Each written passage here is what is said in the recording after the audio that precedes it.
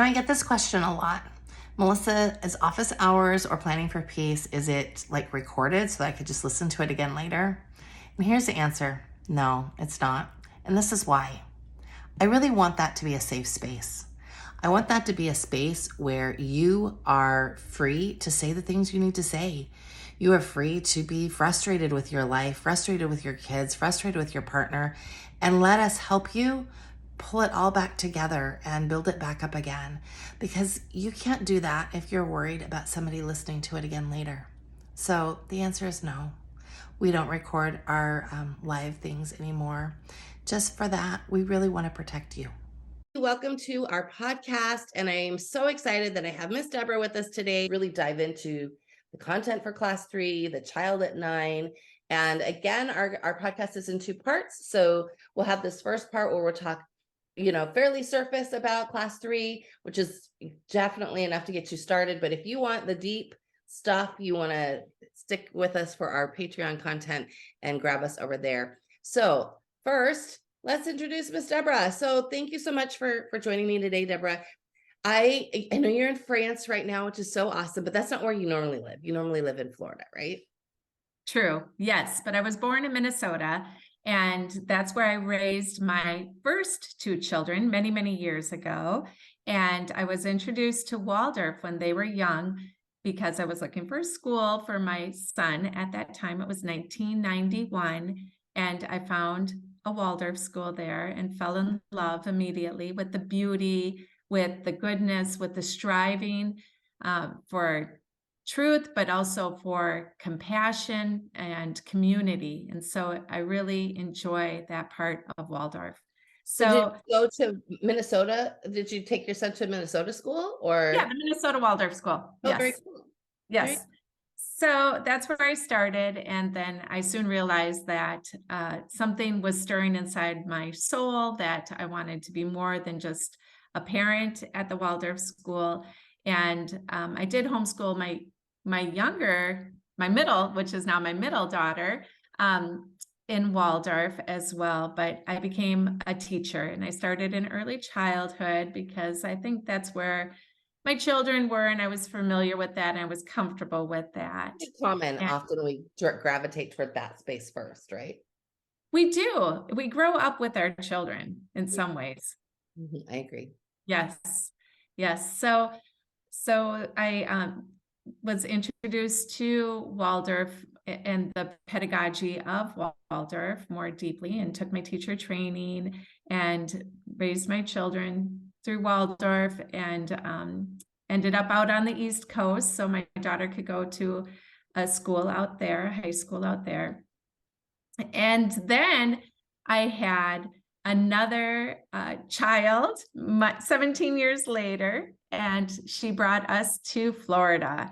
So I've been just exploring all the different ways that Waldorf can live in your home, and not just in a physical school, but just that community element, how to create that wherever you are. And that's been my challenge, and also that has been a gift.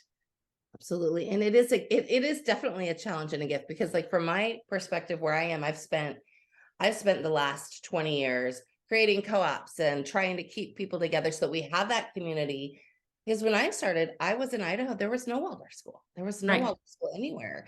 And so that space was a space we definitely had to create where you like moved to the Waldorf school. And I know so many families do that. They'll pick up and go to where there's a Waldorf high school or move closer to a school. It really was not an option for me at the time. So, but I can really appreciate that space of really wanting that community and wanting to like cultivate that for yourself and for our Mhm. children, because we're so important in that space too. I think often parents say, I don't think I can do it without a community. Well, you have to grow one if there's not one near you. That's right.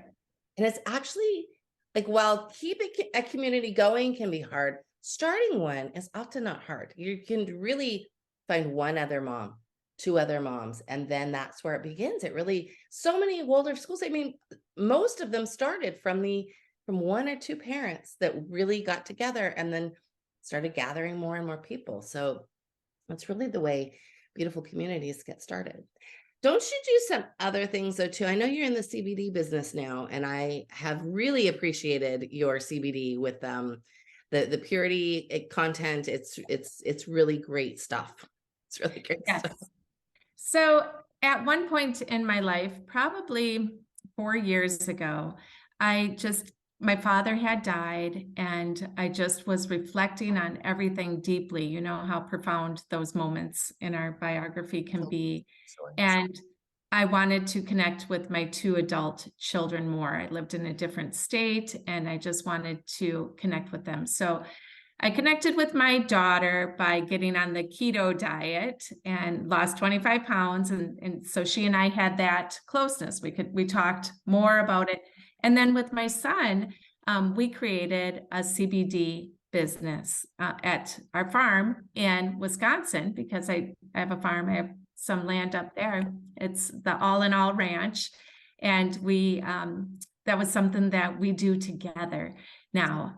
And it just really deepened our relationship and the relationship with the land, which was just we weren't using that space. We were enjoying it when we visited, but we weren't really using that space. And it's such good soil, and it's so pure. And my son, being a Waldorf student when he was young, just understands the the energy of the earth and how to Right. work with soil, and listening to the plants and observing nature and observing the weather and all of that. So he has a gift with that. And our plants just are phenomenal.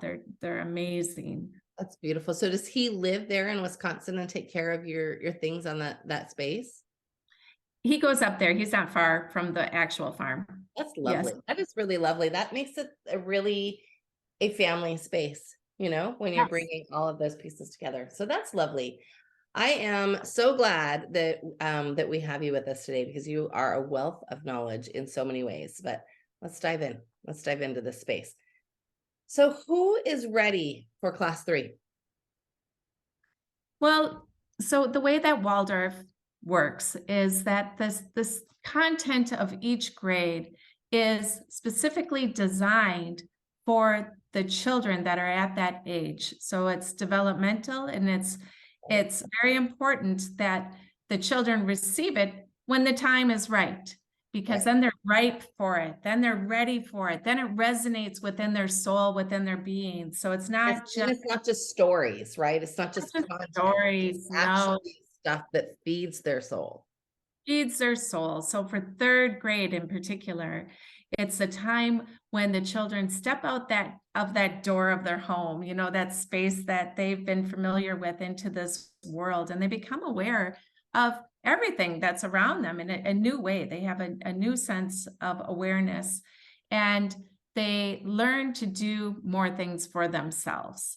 So third grade, we do a lot with making shelters, with making food, with clothing, and working with wool, and just everything that one needs to know about their life on Earth. Right? And They, that, they learn where their food is coming yes, from. where the Like farming, yes, all of yes. it's such a beautiful space because they are so much more awake than they were just a year ago. Like so much more awake. And I think when I look at children, when we ran our co-op in San Diego, we'd have them all broken into grade or to classes, and you could tell the ones that were 8 and they're almost to that space where they're ready for the 9-year stuff. Then you get to still see the ones that were so dreamy just months before.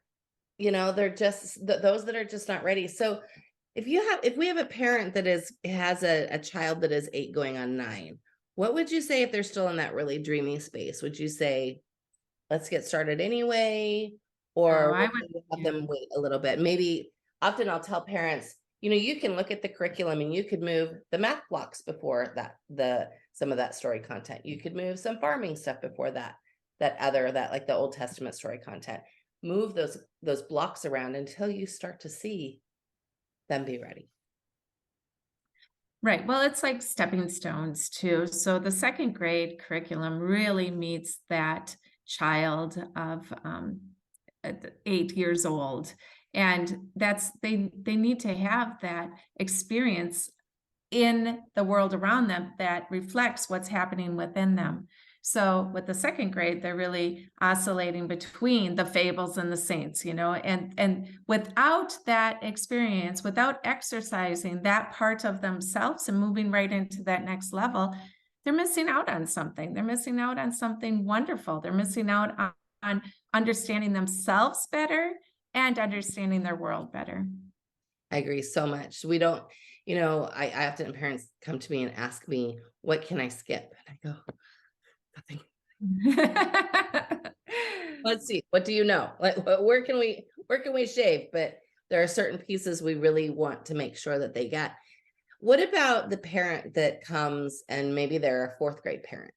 Would you recommend that they go back and do the story content for class 3 or just keep walking?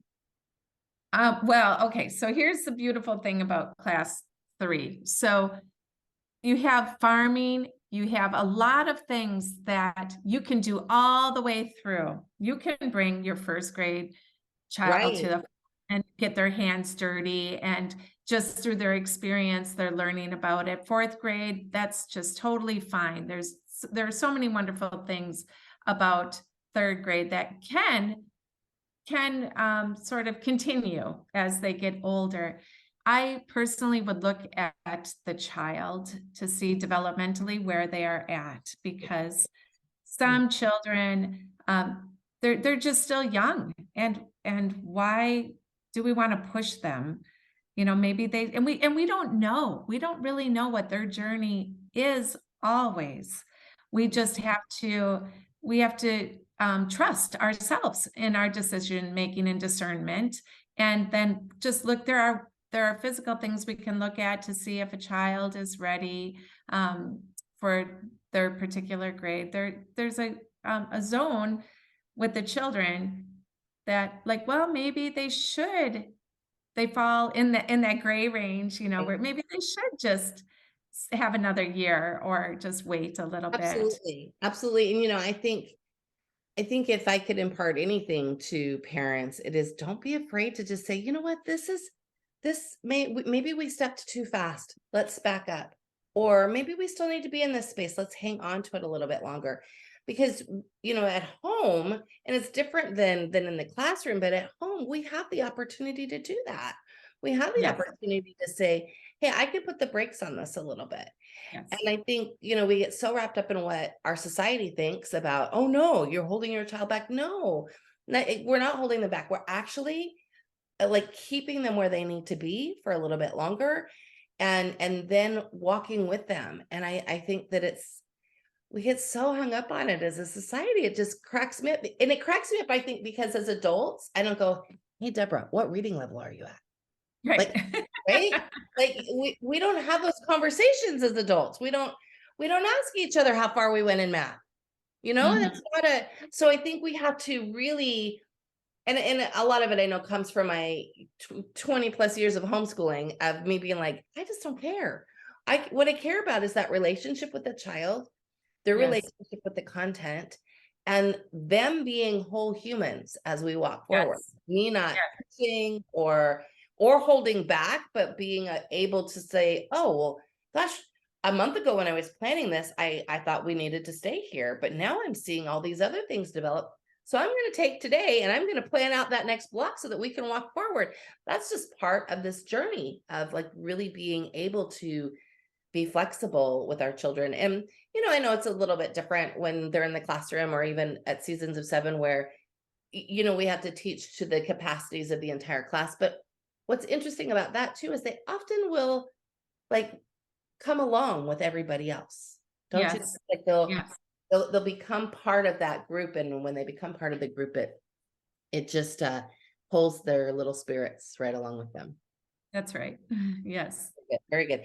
So I'm thinking we talked about age. So we're talking about the child that is 9 or nearly 9. Right. And so that's not 8 in 1 month.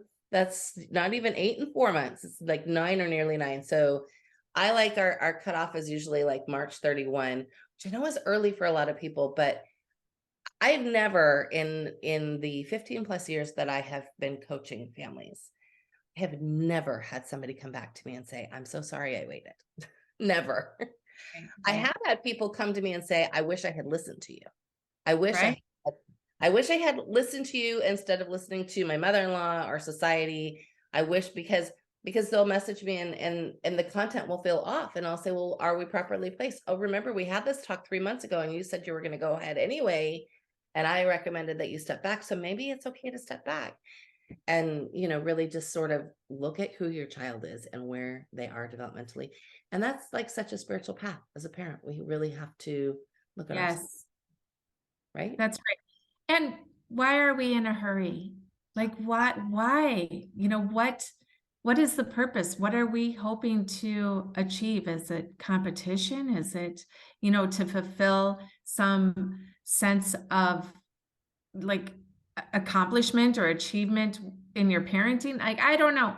I just think I it's a agree. gift. I think that those Yeah, things seep in though, right? Like again, I you. think it's like, are we led by the spirit or are we led by society and culture? And Right, when we make that distinction with all of our decisions, then we truly become conscious parents. When, right, and when we can stand up to Aunt Susie and say, sorry, Aunt Susie, this is just what we're doing. right. I have on more than one occasion, and I know my mom's been like trying to hide her face when we've been at family functions. And I'll just say, hey, you know what? You had your opportunity to raise your children. I'm going to Yep, take the opportunity to raise mine. And you can say that and just be super sweet and friendly. And they wonder, wait, what did she just say? And then usually we can stop having that conversation and talk about the weather or something else. But I think it is that space of really becoming solid in who you are as a parent and solid and that solid space doesn't mean you don't change your mind. Doesn't mean you don't go, gosh, I think I took a misstep here. I'm going to pull back because right. I think intention is everything with the spirit. And so the spirit Yes. comes along and fixes those pieces and then we can move forward. So let's switch to the general content for class 3. Okay. So we talked about farming a little bit and I love this space because when we did, I've done farming 5 times now with my Yeah. children. When we did it this last time, we actually talked about like dairy alternatives. And I had never done that before, even though had time. Yeah. We had times in our parenting where we were dairy free. We talked about dairy alternatives this time, and that was an interesting path as well. Like really understanding more pieces of farming. Very interesting. Well, I don't know. I haven't done that yet, but I have taken my students, whether virtually or in person, to visit the cows and milk the cows and just Um, see how each animal at a farm and everybody plays a part. And just like in your home, everybody plays a part to your home economy and contributes something. Everybody has this gift. So, what is the gift of the cow besides milk? What is the cow? Who is this cow? The archetype of the cow, and the horse, and the sheep, and they give these physical gifts, but they also have a purpose and a role in a farm community. right. So with that and of course then the manure for the soil and enriching that soil and just really seeing everything that goes into creating food, creating the vegetables, creating the soy to make the soy milk, All the things, right? It's so all the interesting too. things. Yeah, love it. Yeah. And then just the relationship between not just the weather and the sun, but also the moon and the stars. Like there are forces out there that really influence the growth of plants. And I Right. think science is catching up with this. No, Yeah. absolutely. How much of that do you bring to the third grader? Because I know that like horticulture is like part of the curriculum all the way through. What pieces would you bring to a third grader versus a sixth grader? Well, I think that I would bring a little bit about time because time is very, very important in the third grade, and it's important with farming and the farmer's Right, almanac, absolutely. and even in so we studied the Old Testament, not study. We hear stories of the Hebrew people and the Right, Old Testament. So in Ecclesiastes, you have that beautiful verse about right. there is a time for everything, and I think that is good for the children to know. They don't need to know like the biodynamic calendar, but as a teacher, one could say, well, this is a better time to plant and this is a better time to harvest. And Absolutely. just That should be coming like aware to you as you're going to the farmer's market, planting your own garden, yes. even if you're just planting flowers. Or why is grandma plant if you don't plant? Because I kill things. So, why is grandma planting right now? I always Yeah. tell people I can grow children really well. I cannot grow plants. Every time we teach third grade, my husband's like, oh, are you about to murder some more plants? Because I don't know what it is. I have many talents. That is not one of them, but that's okay because I think that it made me have to look at other ways for us to really get it in there, or I was just going to show my children how to kill plants. So, we went to farms, we talked about that. And I think that's so important because organically that's going to come up. Well, why are they planting now? Well, Mhm. there's no snow on the ground. It's warmer. Can you feel the weather, right? It makes them, because they're already super aware of what's going on around them. You're almost just like leading them to this space of their own conclusions and seeing Yeah. how the farm works. You said something so beautiful. You said the farm life, there are all these things that have to work together. And I think for the 9-year-old that wants to fight often about everything, you can Mhm. have this beautiful parenting conversation of, remember when we went to the farm and Mhm. the farmer had a job and his wife did something different and the farmhand did something different and Susie made sure that all the chickens were fed. Like, remember how all those people work together? Well, in our house, we all have to work together. That's And right. it really helps wake them up in a way that's not punitive. Yeah. And they're in a spot of starting to think more. And they might not be happy about it when you have the conversation, but they're going to take it in and it's going to sit with them much, much more than if you yell at them about being kind to their sibling. That's right. That's right. So Yeah. not that I haven't ever done that, but it's a space Yes. it's like seeing the natural lessons where you can find them. And I think that that's really beautiful space. So if farming in class 3, what other things would you say are the most important pieces to cover in class 3?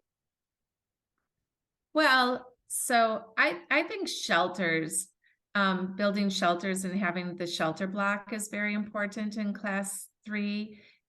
It fits in so well with the stories of the Hebrew people, Right. where, yep, there was a lot of traveling and a lot of shelters that had to be made and taken down, and then you go somewhere else and you put it up, and it has to do with like Yeah, living for on the many years. Like, can you for imagine? many, many years, many years.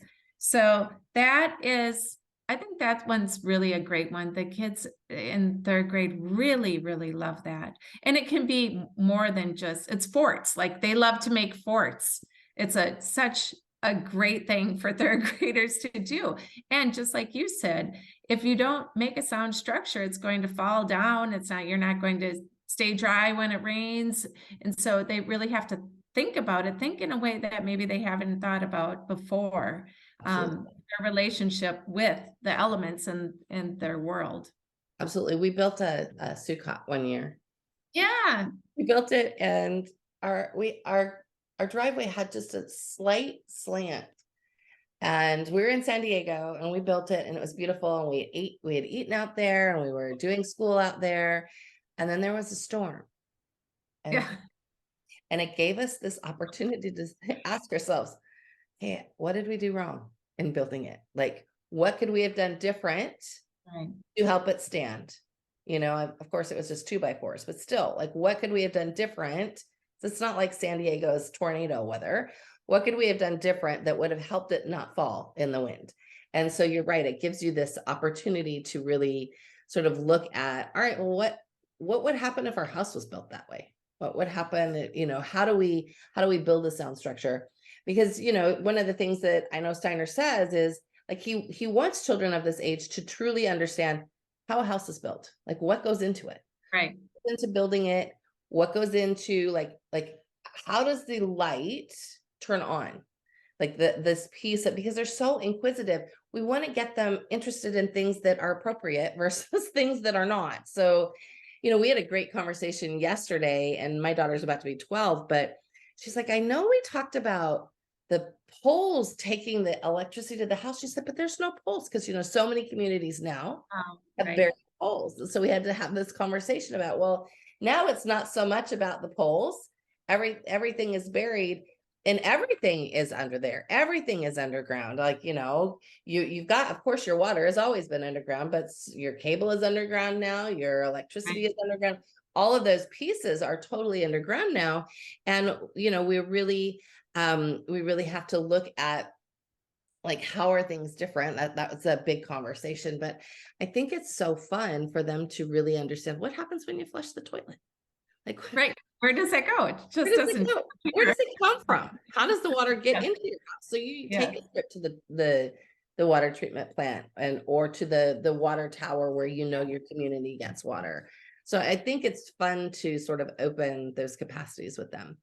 You That's mentioned right. Hebrews, so let's talk about the Hebrews, because what's lovely, I think, beyond just the Hebrew stories matching the 9-year-old, these were an agrarian people.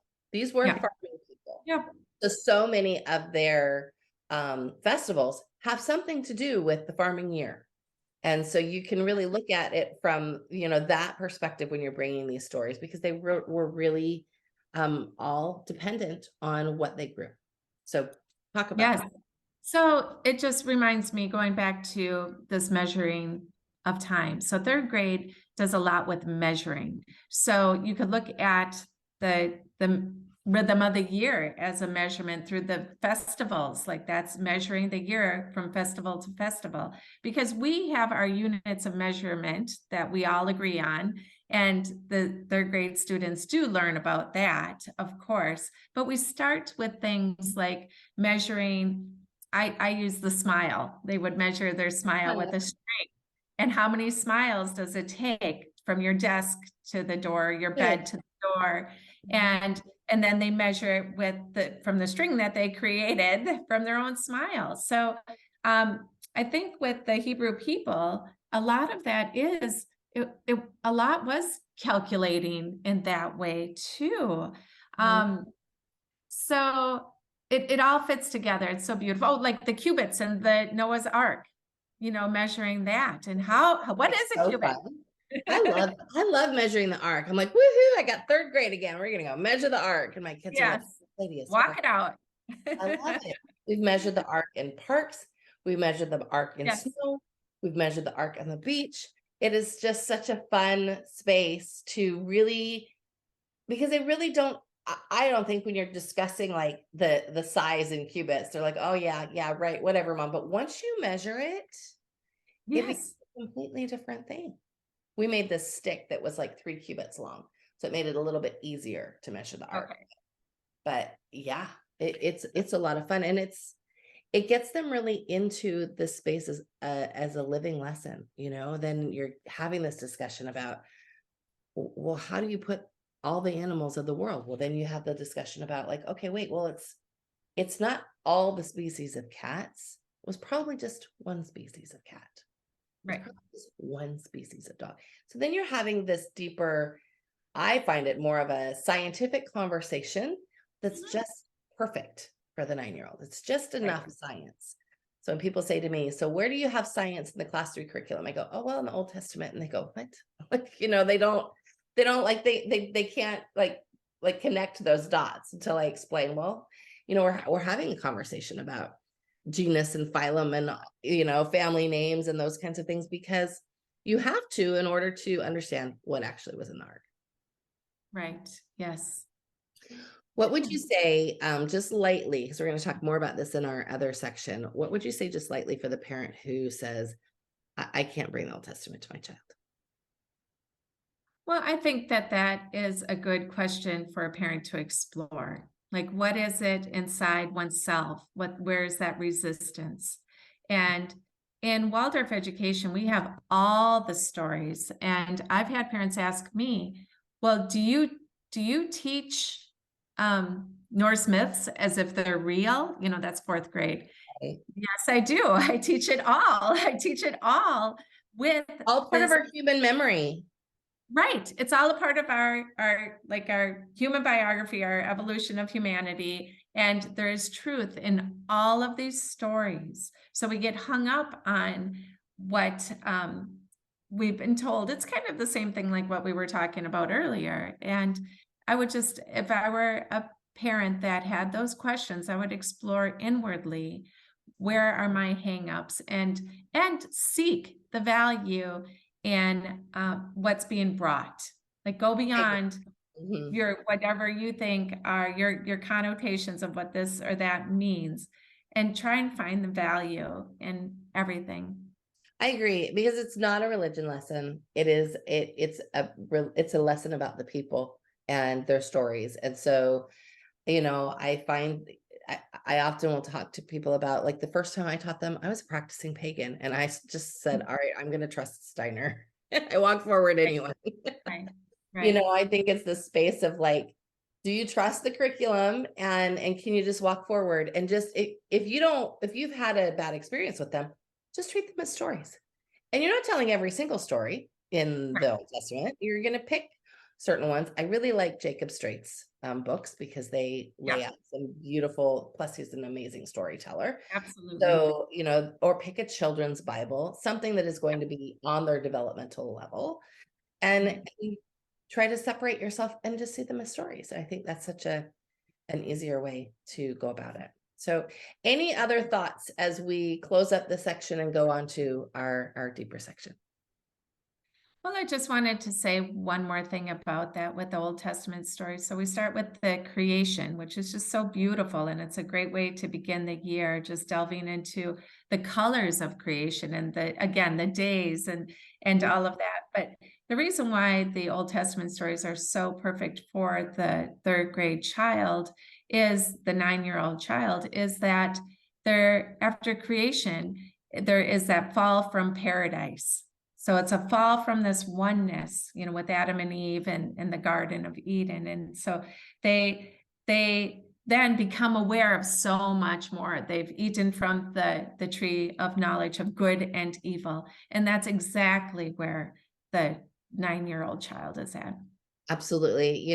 They dip their toe into this goodness place, and then they're like, but I'm also going to dip my toe into this naughty space sometimes. So that night, the stories just really support that dichotomy of what's going on in their own Right. soul and their own experience. And really, and it's funny, because as a mother of 5, I've seen it, like, really strong in some children, and then had an easy time with other children. And so it shows, like, their temperament shows up more, and you really get to sort of see who they are. And I really love the way the Class 3 curriculum really touches the children of 9 exactly where they need to be touched, and really Right. have this soul level space. And so, thank you so much for talking to me about this. We're going Sure. to Yep. close up this section. And if you want more information, if you want some deeper stuff, we're going to talk more about these stories. We're going to talk more about how they reach the children, and more about,